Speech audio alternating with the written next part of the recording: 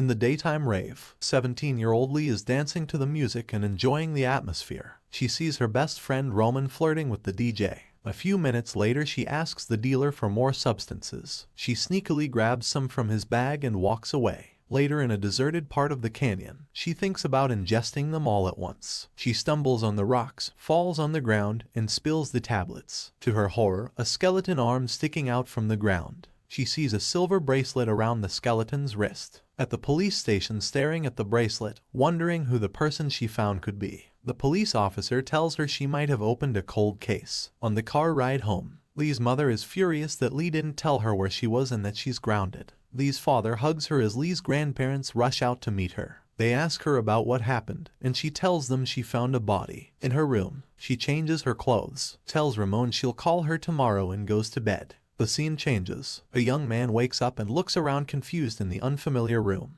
The young man bumps into the doorway and feels the sharp pain in his groin. He looks inside his boxers in disbelief. Lee is somehow trapped in the body of a man she doesn't know. Lee stumbles to the bathroom and sees Ishmael's reflection in the mirror. She splashes water on his face, convinced it's a bad dream. When Lee puts on Ishmael's clothes in the room, the silver bracelet drops on the floor. Lee picks it up and realizes that the body she found might be Ishmael's. Lee makes her way to the kitchen where Miyudian family speaks to Ishmael in Arabic, which Lee can't understand. Lee tries to explain, but they brush it off. Lee goes out the door and Sufi follows her, quoting lines from the movie Ishmael loves. Lee explains that she's never seen the movie and she woke up in Ishmael's body because she touched this bracelet. Sufi believes her because there's no way Ishmael doesn't get the movie reference. Sufi advises Lee to go back to where it all started. Sufi gives Lee directions, but still doubts Leah's story and thinks Ishmael is messing with them to go to his audition. Their father calls them to go to the orchard. At the orchard, Lee signals Sufi to create the diversion. She finds a way out of the orchard, but the orchard owner's son sees Ishmael leave. Lee reaches the road and stops a truck. The men tell Ishmael to get on,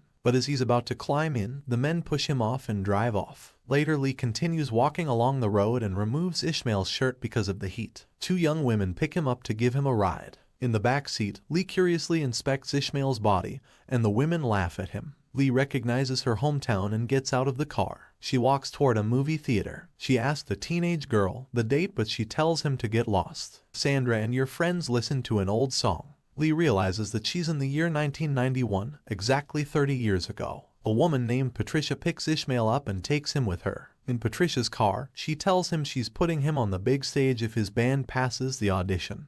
But Lee doesn't know what she's talking about. Patricia takes Ishmael to Lee's. Lee sees her grandparents only 30 years younger. Lee doesn't know how to explain the situation to them. Her grandfather tells Ishmael that his friends are in the boat's house waiting for him. Lee enters the boat's house and sees a guy playing the drums and a girl playing guitar. They both greet Ishmael enthusiastically, and Lee recognizes her parents. Karin hands Ishmael a guitar, but Lee doesn't know how to play it and they failed the audition because of her. Patricia leaves and Ishmael's father arrives to pick him up. On the car ride home, Ishmael's father scolds him. Back in Ishmael's house, Sofian is mad at him for making up a story just to do his audition. Lee sees Ishmael's notebook and flips through it. Lee reads Ishmael's notebook and gets to know him better. It's filled with song lyrics Ishmael wrote, and today's date is circled in red. Ishmael had so many big dreams, which Lee thinks is uncharacteristic for someone who's taken his own life. She wraps the notebook in a plastic bag and bears it under a tree for her to find the future. Seconds later, Pierre-Yves arrives on a motorcycle and beats Ishmael up for sneaking out. Later in the shower, Leia is curious and explores her new body. She falls asleep in the bathroom, still in Ishmael's body. The next morning, Leah wakes up in her own body. She searches for Ishmael's name on her phone and finds a blog written by Sofian with an update on his brother's case. Later that day, Lee drives your mom to work. She sees adult Pierre-Yves, who now owns this father's business. She takes a bus to the orchard. Lee finds the tree and digs up the notebook. A few hours later, Lee meets up with Roman and tells her about everything.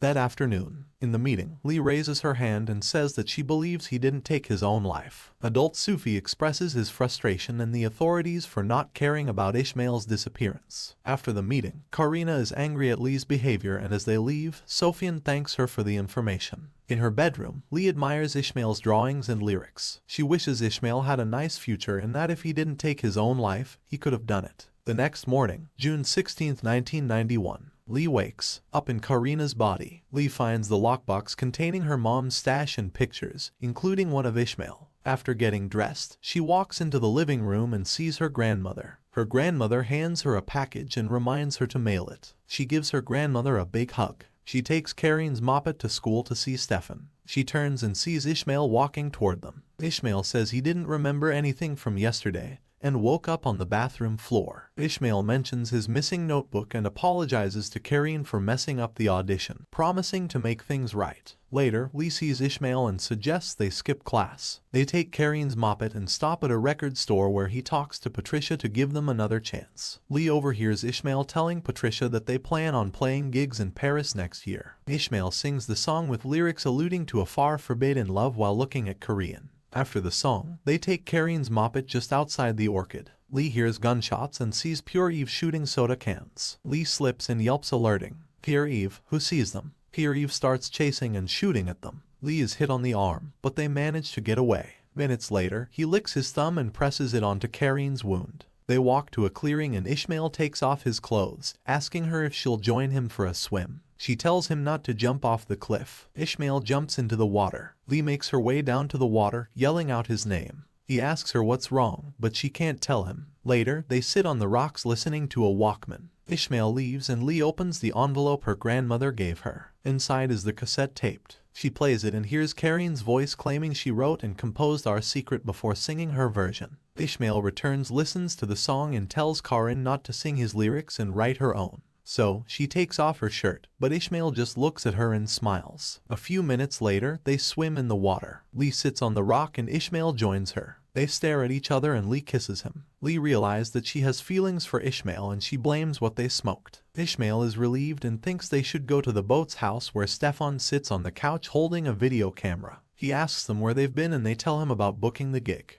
They come clean about their Paris plan and want him there too. Stefan reminds them he's taking over the family business. Ishmael leaves. Stefan feels betrayed and accuses Ka of sleeping with Ishmael. Lee assures him that nothing's going on between Ka and Ishmael. Lee returned to the apartment and her grandmother asked about the package. Her grandmother gets mad when she finds out that Lee forgot to mail it. That night Lee gets ready for bed and ruminates about the day. The secret she thought her mother had been about a love triangle at all. The following morning, Lee wakes up in her own body. She asks her parents if they ever thought of moving to Paris or London. Lee tells Karin that she was lucky her mother supported her. Stefan diffuses the situation and tells her she can take over the leisure center. A few seconds later, after Stefan leaves. Later, Lee finds her dad's camera and tapes. In the same bag, she finds a photo album. Lee rides her bike to school where she stares at Ishmael's picture. After class, they hang out by Dora's food truck and wonder how they can watch the tapes. Dora comes over and says she can find them a VCR to watch the tapes. That afternoon, Lee returns to the spot where she kissed Ishmael listening to the same songs they listened to. When Lee gets home, she sees Miriam finishing up a conversation with her parents. Lee asks Karin why she acts like Ishmael isn't their best friend. Karin explains that remembering Ishmael is too painful